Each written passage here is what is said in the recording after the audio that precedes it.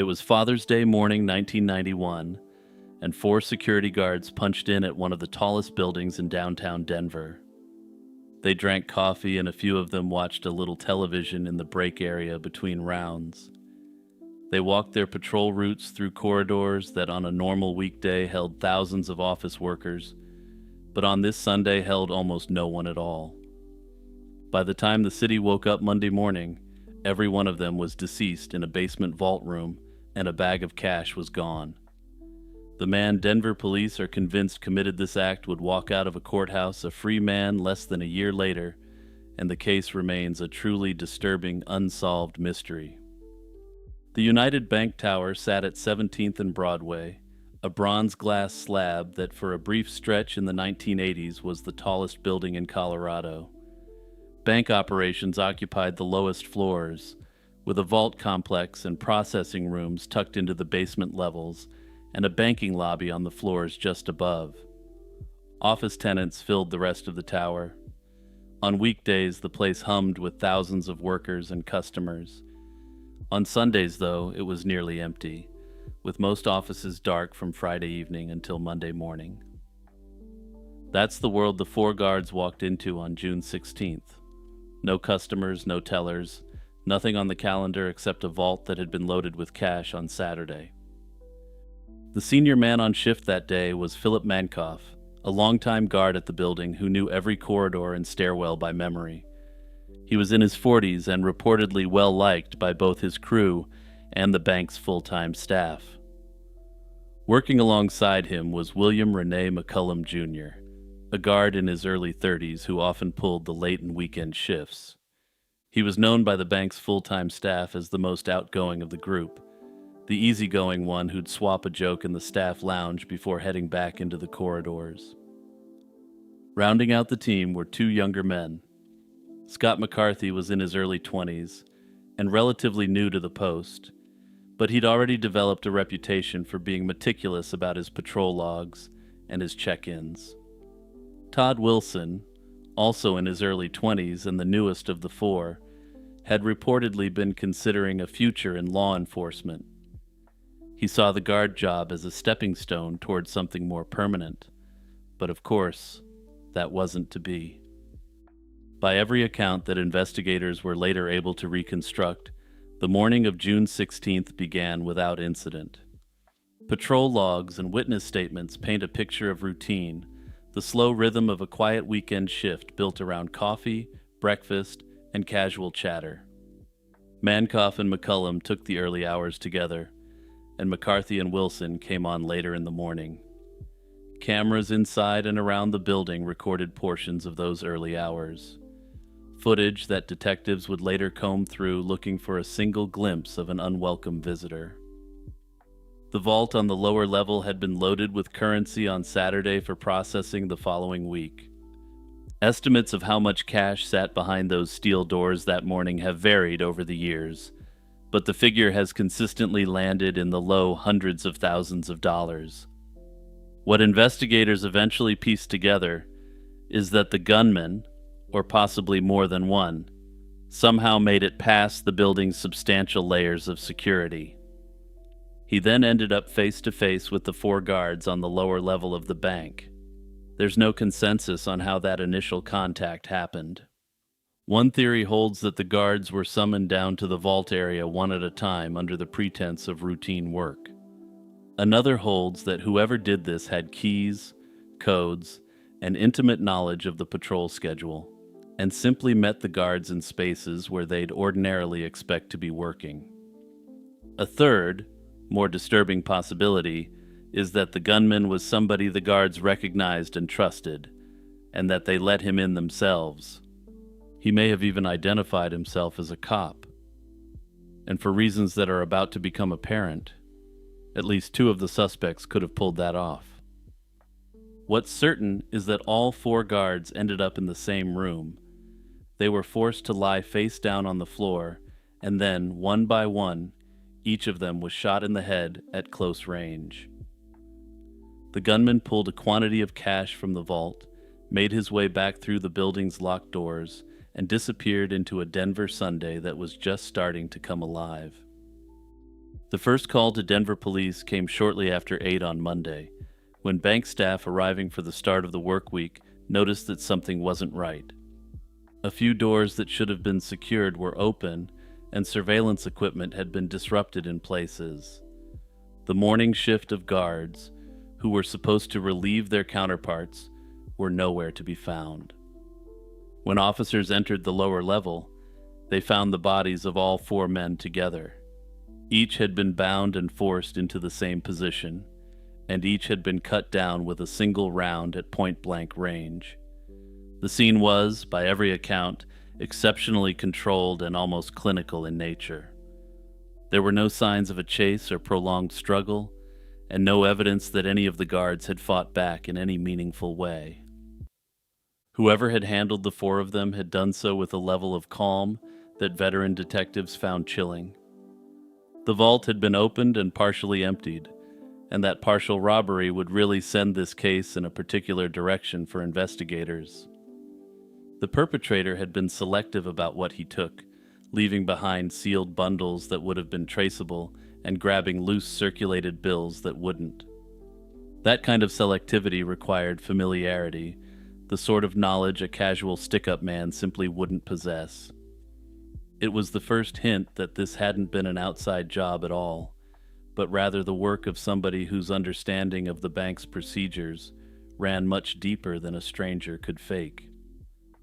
From the very first hours of the investigation, the focus began to drift toward people who had once worked in the building.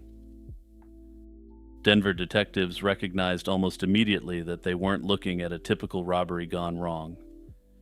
Whoever had walked into that bank had known the building, the procedures, and the personnel involved with a level of intimacy you can't fake. He'd known where the cameras were, which ones to disrupt, and how to move through the building without setting off the systems that should have flagged him. He'd known the codes, or had a way around them, and he'd known that on a Sunday morning, the building would be at its most vulnerable. That last detail narrowed the suspect pool considerably. The number of people who'd ever held that level of access to the United Bank Tower's secure areas was a finite list, and most of the names on it were obvious dead ends. Current employees had ironclad alibis, and many retirees were living out of state. But a few names sat uneasily in the middle of the list, and investigators kept circling back to one in particular. That name was James William King. King was a former Denver cop who'd retired from the department years earlier and gone to work at the bank as a security supervisor. He was in his 50s by 1991, with a long career in law enforcement behind him, and the kind of deep institutional familiarity with the building that comes from years of weekend shifts. He'd been employed at the United Bank Tower for several years before being let go in early 1991, only months before the slayings. According to bank management, the parting hadn't been amicable, and he seemed to have a chip on his shoulder. King reportedly believed he'd been treated unfairly and that the bank had effectively pushed him out of a job he'd performed competently.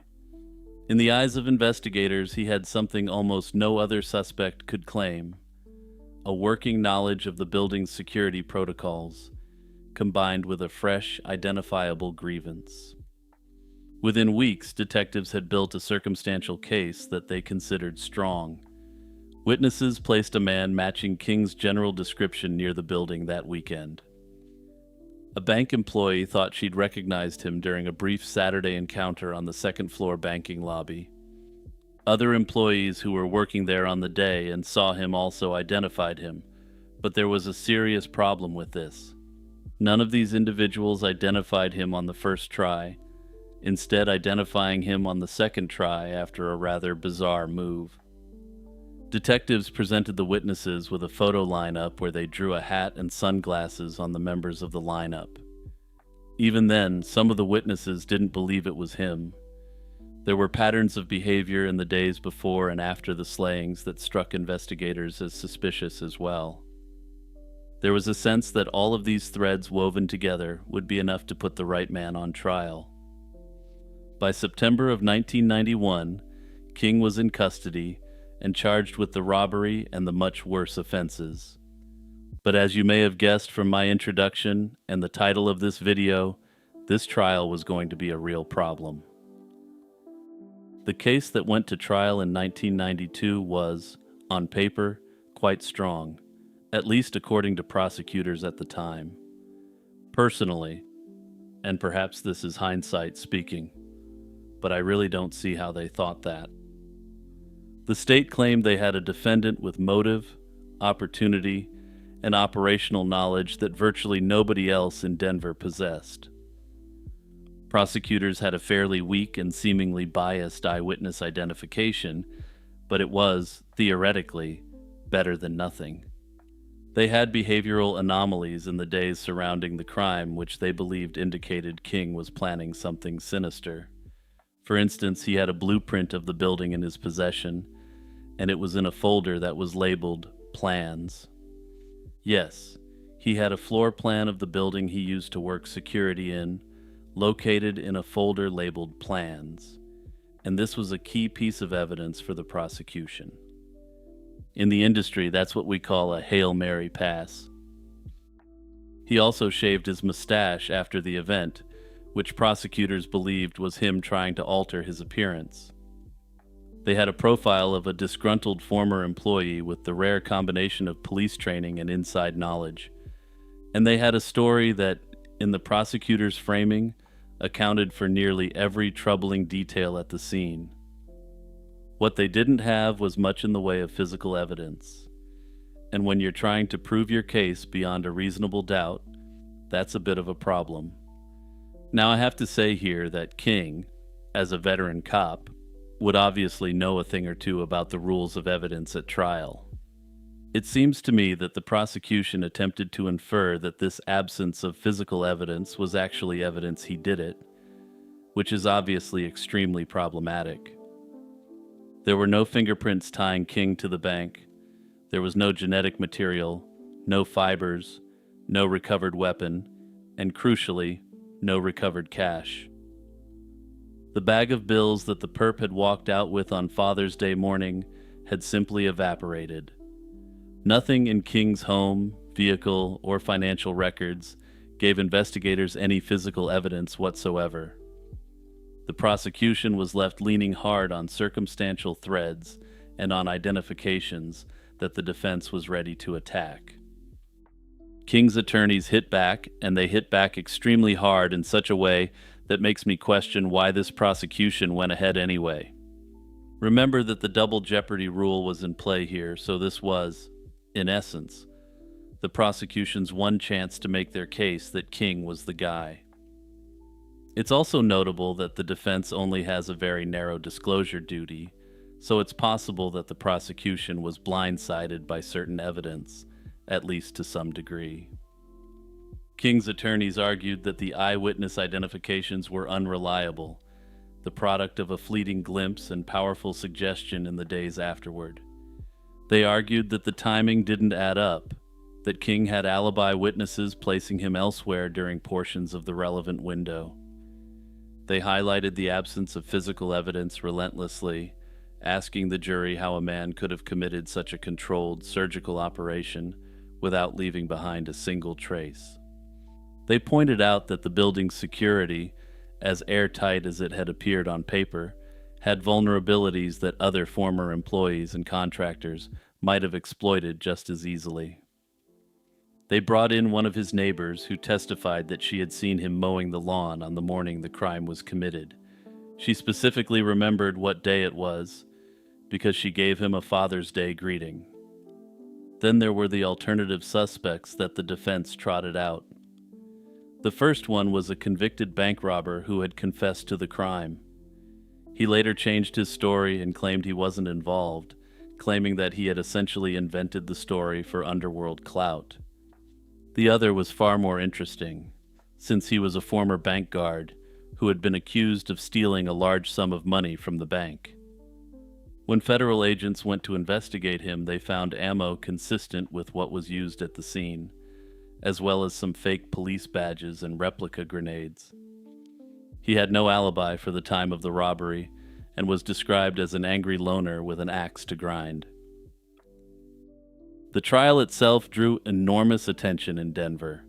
Local media covered every day of testimony, and the courtroom filled with relatives of the four guards who wanted to look the accused in the eye for themselves. Through weeks of arguments, King maintained the same composed, almost detached demeanor, which some took as callousness and others took as righteousness. The jury deliberated for several days, and when they came back, they delivered a verdict that stunned the prosecution and rocked the city. King was acquitted on every count. He walked out of the courthouse a free man, and he stayed free for the rest of his life. He never faced charges related to the case again, and went to his grave maintaining that he hadn't done what investigators had spent the better part of a year trying to prove he'd done. In the years after the acquittal, the case settled into a peculiar limbo. Officially, it remained open, but practically no one was actively pursuing new leads. The investigators who'd built the case against King mostly believed they'd had the right man, and that the rules of double jeopardy now made any further attempt at conviction impossible. The cash, as far as anyone has publicly disclosed, was never recovered, and neither was the weapon. No accomplice has come forward, and no deathbed confession has surfaced from any of the people once tied, however loosely, to the case. And so, after more than 35 years, the file on the Father's Day Bank massacre remains exactly where it sat after the 1992 verdict, open, cold, and waiting for an answer. In the last days of July 1993, a young Hollywood nightclub owner was found slain inside his own home in the Hollywood Hills. He was 26 years old, co-ran one of the most fashionable venues in Los Angeles, and counted musicians, actors, and entertainment industry insiders among his close friends. There were no signs of forced entry, nothing of obvious value was taken, and no clear answer to the question of who'd walked into his home and walked back out again. When the city was rocked by another attack that would dominate American and world headlines, Brett Cantor's name started surfacing in conversations that have never quite gone away. Brett Cantor grew up around Los Angeles and moved into the nightclub scene as a young man. By his mid-20s, he'd co-founded the Dragonfly, a venue on Santa Monica Boulevard that opened in the early 90s and quickly became one of the destinations of the moment. The club drew a steady mix of musicians, actors, and industry hangers-on. It hosted live performances by acts moving through Los Angeles on tour, with a heavy focus on the alt-rock scene that was breaking through nationally at that time. By all accounts, Cantor was a natural at the work, absolutely oozing a natural sort of charisma that's necessary in that industry. People who knew him described him as magnetic and easy to talk to, the sort of person who remembered names and made a room feel a little better when he walked into it. He was reportedly well-connected too, an operator who knew people across music, film, and nightlife more broadly. Cantor's life touched a lot of people, and any of them, in theory, could have known where he lived and what time he tended to come home. On the morning of July 30th, 1993, someone close to Cantor went to check on him after he'd gone silent for some time. They let themselves into his home in the Laurel Canyon area and found him on the floor of his bedroom. Patrol officers and detectives from the Los Angeles Police Department responded, and the scene gave them an unusual mix of signals. There was no sign of forced entry, and the condition of the home suggested Cantor had likely let his attacker inside, or that the attacker had keys or some other means of access. Nothing obvious had been taken, and the stab wounds were close range and numerous, the kind of attack investigators tend to read as personal. Investigators photographed the scene, collected what physical evidence they could, and began the long process of working backward through Cantor's final days and the people he'd been near. They interviewed friends, family, club staff, and business contacts, and they looked at his finances and his relationships. They looked at the Dragonfly itself, where he'd been spending most of his waking hours. The club had its share of normal friction, since busy Los Angeles nightclubs in the early 90s tended to attract a complicated cast. Unfortunately, though, nothing provided any insight into who could have possibly committed this sick act. Less than a year later, on June 12, 1994, Nicole Brown Simpson and Ron Goldman were stabbed to death outside Nicole's condo in Brentwood. The case became the most watched criminal trial in American history, dominating headlines, talk shows, and televised proceedings for the better part of 2 years. O.J. Simpson was tried and acquitted of the criminal charges in 1995, then found liable for the deaths in a 1997 civil trial. Notably, in a criminal case, the elements of the offense need to be proven beyond a reasonable doubt. In a civil case, the act simply needs to be proven on the basis of a balance of probabilities, a much lower standard.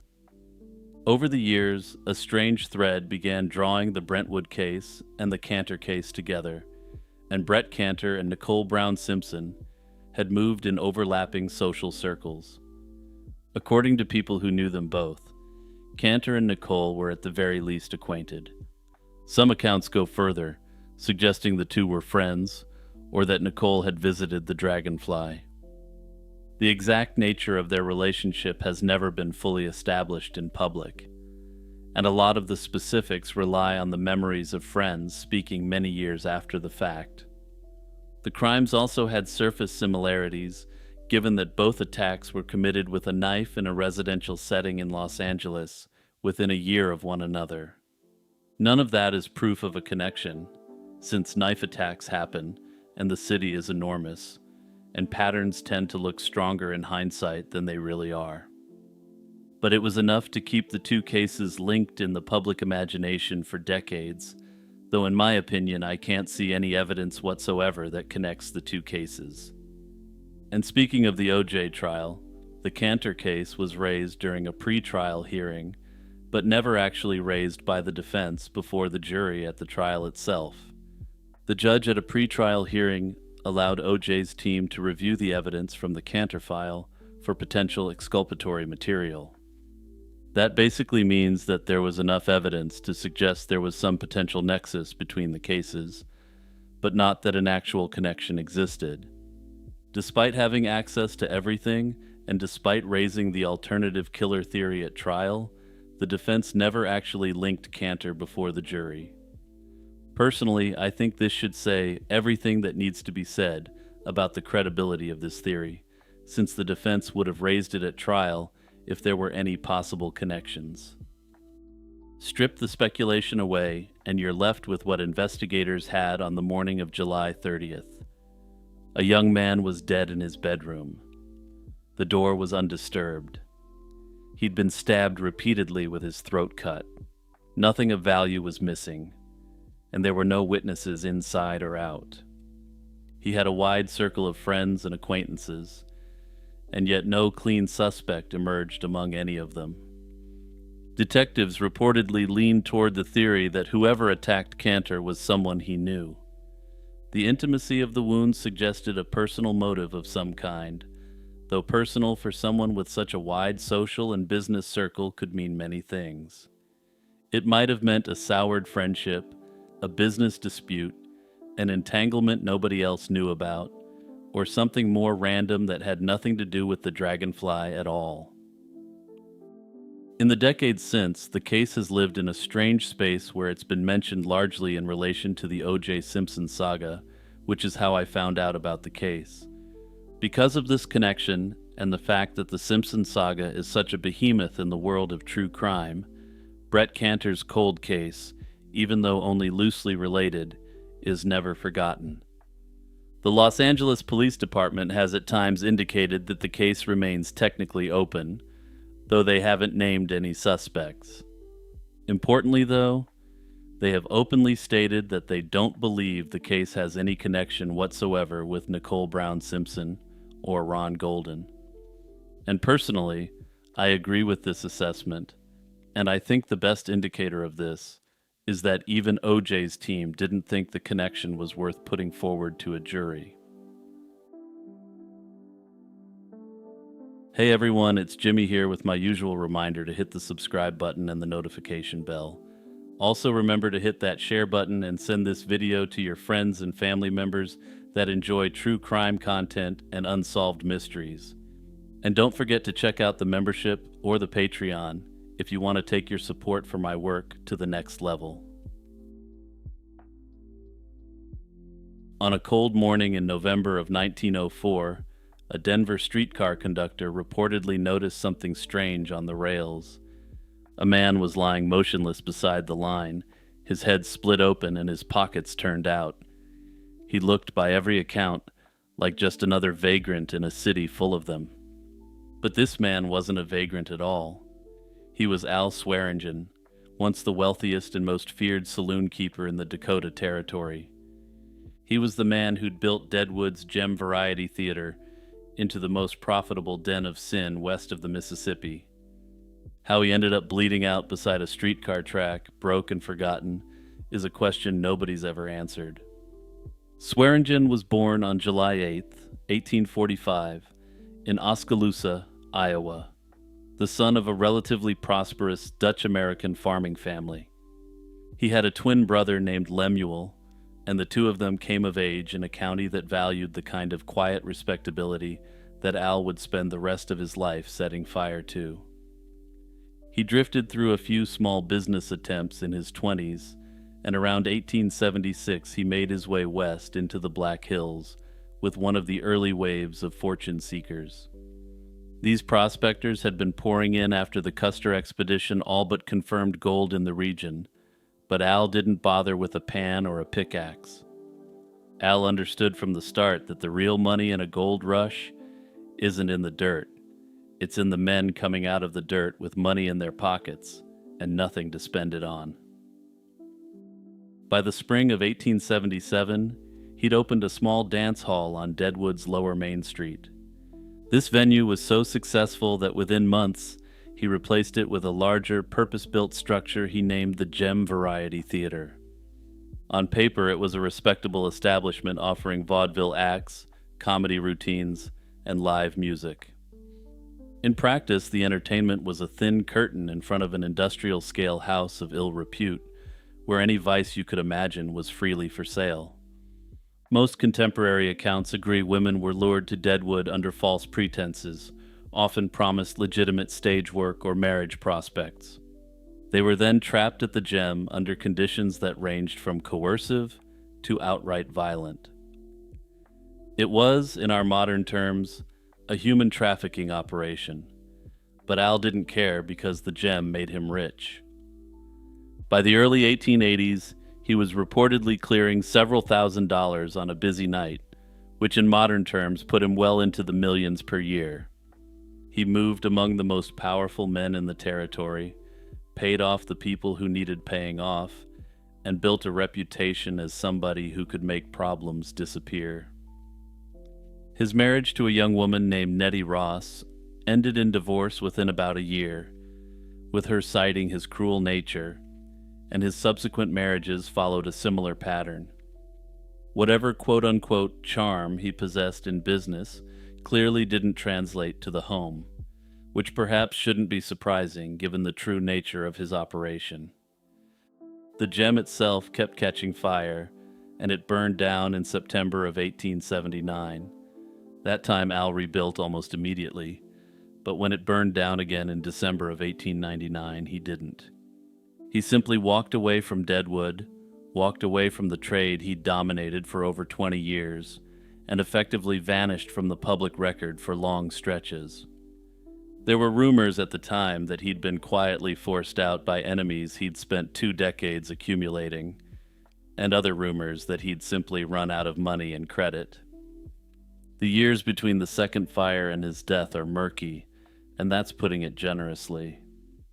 Swearingen seems to have drifted, attempting various small ventures, and allegedly losing money in mining speculation. He's believed to have bounced between relatives in Iowa, old business contacts in Colorado, and acquaintances scattered across the West. By the early 1900s, the man who'd once owned the most lucrative property in Deadwood was effectively destitute. He was in his late 50s, his health was reportedly failing, and the political winds had shifted hard against him. Deadwood had cleaned itself up, at least on the surface, and there wasn't really a place anymore for somebody like Al Swearingen, even if he returned. He was last reportedly seen alive in Denver during the first half of November 1904, where he was apparently looking for work and possibly trying to reconnect with old contacts. Whether he found any of those contacts and what they wanted with him is the heart of this unsolved mystery. What we do know is that on the morning of November 15th, his body was found near the streetcar tracks in the city's downtown. The official version of events, as it filtered out through newspaper coverage in the days that followed, was that Swearingen had been struck down by a moving streetcar. He had, the story went, either fallen onto the tracks while drunk, suffered some kind of medical episode, or simply been careless crossing the line in poor light. The injuries to his head were consistent, a coroner reportedly suggested, with being thrown by the impact of the streetcar, and there was no further inquest of any consequence. The body was identified, the death was logged, and the matter was effectively closed within 48 hours. But almost nothing about that explanation held up to even casual scrutiny, and the people who knew him said so almost immediately. Old Al's pockets were empty when he was found, which would be unremarkable except that he'd reportedly been seen with cash on him the day before. The wounds to his head were described in some accounts as crushing injuries to the skull. These were more consistent with a heavy object swung deliberately than with being clipped by the front of a streetcar at low speeds in an urban environment. His body was put on a train back to Iowa, and he was buried in a family plot in Oskaloosa, beside relatives he'd spent most of his adult life avoiding. The Denver of 1904 was a city with newspapers, police records, hospital admissions, coroner's logs, and a streetcar company that kept meticulous documentation. And yet, for an event as supposedly straightforward as a man being struck by a streetcar in the middle of downtown, the documentary trail is remarkably thin. The streetcar in question is never clearly identified in any surviving record, and the conductor who supposedly reported the body is unknown. The coroner's full report, if one was ever filed in any detail, is now missing, only known from contemporary reporting. What we know about his final months comes mostly from a handful of brief newspaper articles in the Denver and Black Hills press. What's more, the people back in Deadwood and around the country had reason to remember Al Swearingen. Swearingen had spent close to 30 years cultivating grievances among miners he'd cheated, women he'd trafficked, and business partners he'd betrayed. He had also been in the business of paying off lawmen and politicians, and Swearingen, as a man who now had nothing to lose, was a danger to these folks as well. What's clear is that in his final years of life, the organization that he had built up around himself had crumbled. Any one of them, none of them, or somebody we've never even heard of, could have been there in Denver that November. The Pinkertons were active in Colorado at the time, and they weren't above cracking skulls, quite literally. So were freelance enforcers working for mining interests, gambling syndicates, and assorted private parties with reasons to settle old accounts. The theory I buy into is that Al didn't die in a random streetcar accident, but was eliminated, robbed, and left beside the tracks to make the death look ordinary.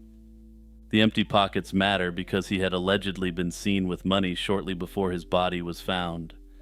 A skull crushed by a heavy object can be made to resemble impact trauma, especially if investigators were already inclined to accept the simplest explanation. Swearingen had enemies everywhere, and by 1904, he was no longer powerful, protected, or useful to anyone. He was a broke, aging liability, with a past full of dangerous secrets, and because he was so widely despised, police may not have felt much pressure to dig. Anyway, with that said, I can't recommend the show Deadwood enough, and Ian McShane's performance as Al Swearingen is timeless.